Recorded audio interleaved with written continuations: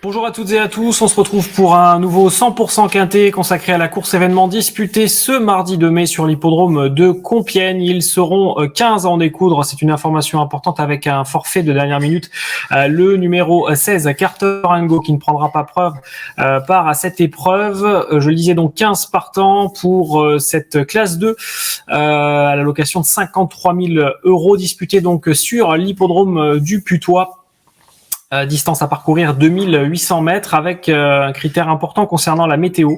Un terrain qui était annoncé il y a de ça encore 2 jours, collant sur le site de France Gallo sur l'hippodrome de Compiègne, mais il y a fort à parier compte tenu des faibles précipitations à venir. On attend entre 1 mm et 2 mm de précipitations lundi sur l'hippodrome du Putois.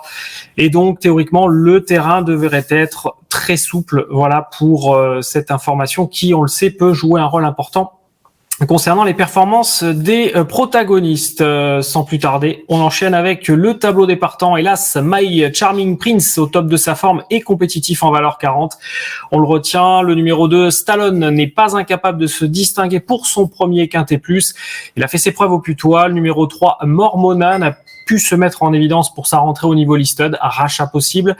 Le numéro 4, La Fille du Sud, elle fait bien Compiègne. Philippe Decou est confiant, attention à elle. Le 5, Pique-Nique Royal, n'est pas forcément un modèle de régularité, mais il sera rallongé et associé à Stéphane Pasquier, méfiance. Le 6, Black Milord Tavel, il a de la tenue, arrive en forme pour son premier quintet plus et bénéficiera également de l'atout Christophe Soumillon, c'est un outsider. Le numéro 7, Kozagen Zipfel, très performant, il a des lignes probantes, il rentre, mais il peut briller dans ce premier quintet plus.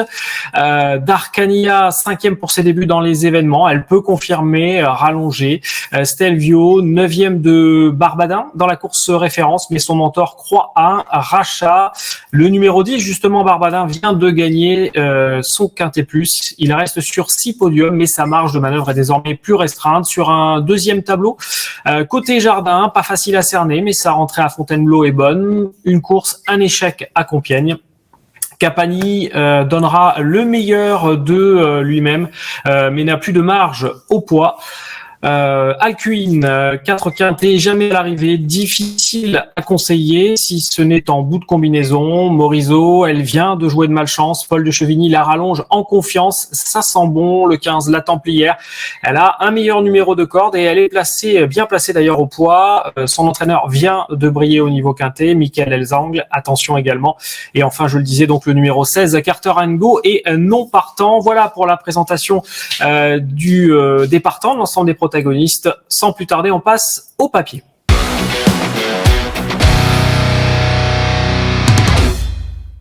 Allez, on commence avec ce papier donc et notre favorite, le numéro 14, Morisot. Alors, elle vient de jouer de malchance. On ne va pas revoir d'ailleurs sa dernière tentative au niveau quintet plus où elle terminait 9e, une course qui n'a pas grand sens, qu'elle s'est retrouvée tout simplement enfermée lors de l'emballage final. Elle n'a pu voir le jour qu'à la distance et elle terminait bien, mais trop tard bien entendu pour jouer un rôle actif à l'arrivée. On va la revoir lors de son avant-dernière sortie. C'était le 23 mars sur l'hippodrome de Saint-Cloud. Dans sa première tentative au niveau quintet plus sur 2400 mètres. Une course intéressante puisqu'elle devançait notamment Pique-Nique Royal. Et elle s'était vraiment très bien comportée comme vous pouvez le voir en image.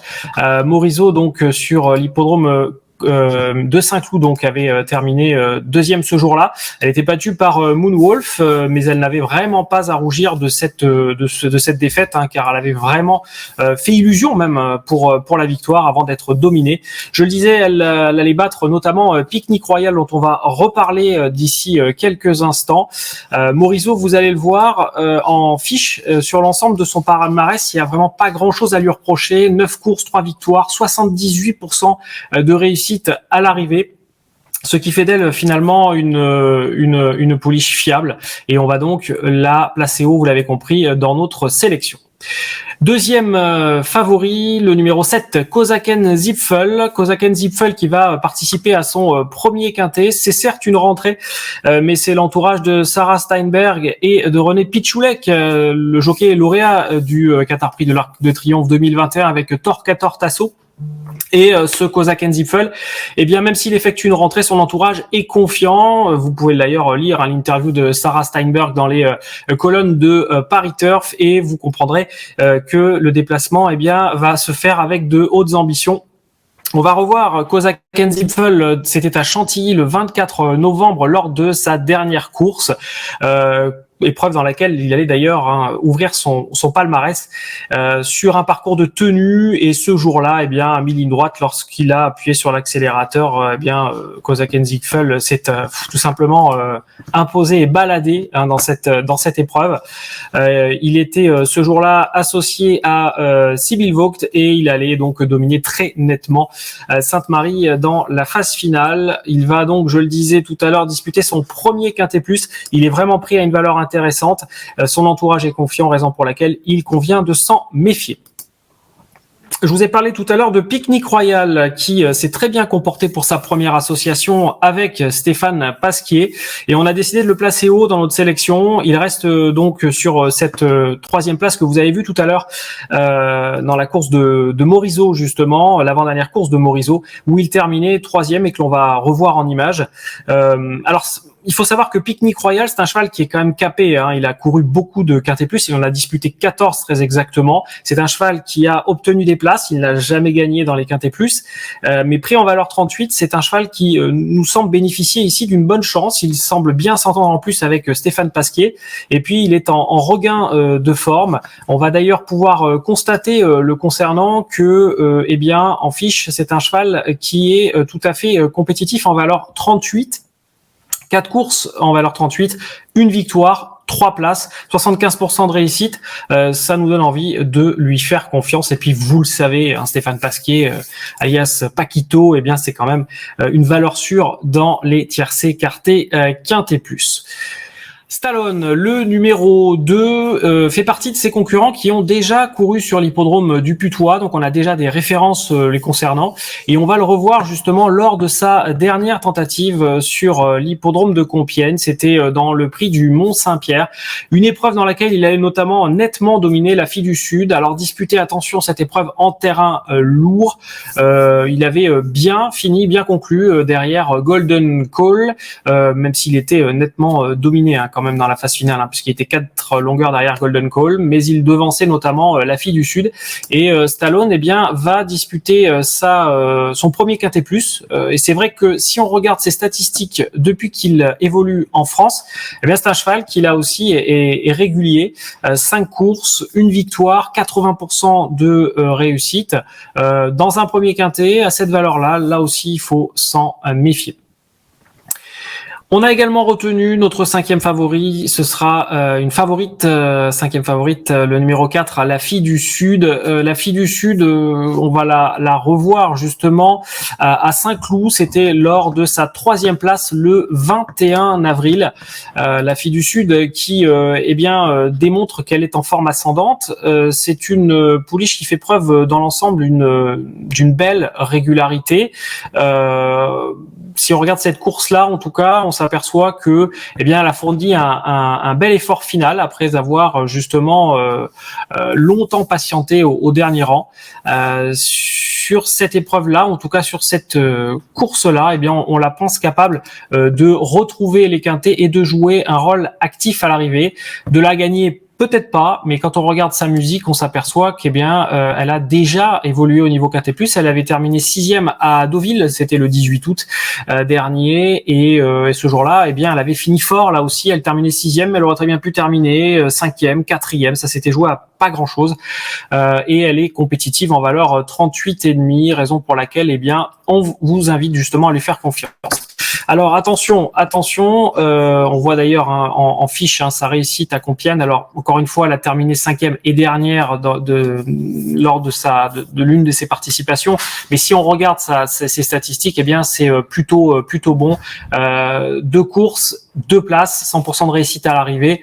une raison supplémentaire pour lui faire confiance à la fille du Sud. En bout de combinaison, car vous l'aurez compris, c'est un quintet plus, mais c'est aussi un quintet plus très ouvert, vraiment très ouvert. On vous conseille, si vous faites donc une longue, d'élargir avec notamment l'As My Charming Prince qui vient de terminer 3e de la course référence. La Templière, je le disais en introduction, protégée de Michael Delzang qui est en forme dans les tierces écartées quintet plus. Et puis Barbadin qui est euphorique en ce moment. Il vient de gagner un quintet plus, justement, la fameuse course référence. Seulement voilà, il est pénalisé cette fois-ci encore un peu plus. Et là, pour le coup, pourra-t-il faire intégrer la bonne combinaison? Rien n'est moins sûr. Mais en tout cas, en bout de combinaison, c'est un cheval qu'il faut bien entendu glisser. Voilà pour notre papier. On passe sans plus tarder à la sélection.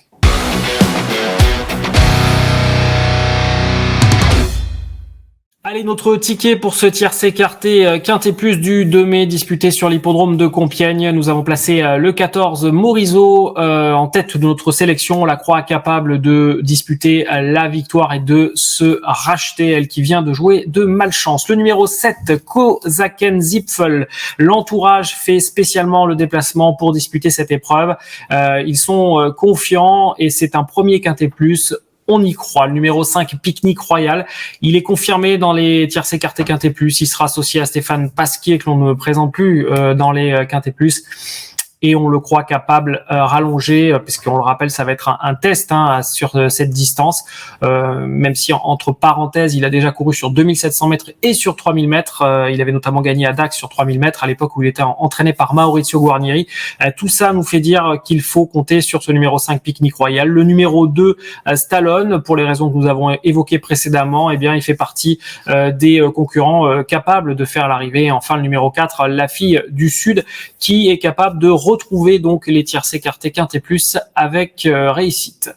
Voilà pour notre ticket. En ce qui concerne un conseil de jeu, le même jour à Bordeaux en R3 C6, le prix Agri 33 Hub, le numéro 15 protégé de Sébastien Garato qui sera associé à Eric Raffin, effectue une rentrée après castration. C'est le cheval de classe de cette épreuve et on le croit tout à fait capable de s'acquitter de la distance et de l'emporter avec peut-être une cote, même si on se doute fort qu'il sera, malgré le fait que ce soit une rentrée, joué.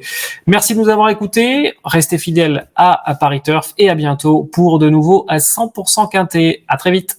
Merci à vous d'avoir suivi cette vidéo. Alors pour vous abonner à notre chaîne YouTube, c'est ici. Et pour suivre encore plus de vidéos Paris Turf, c'est de ce côté.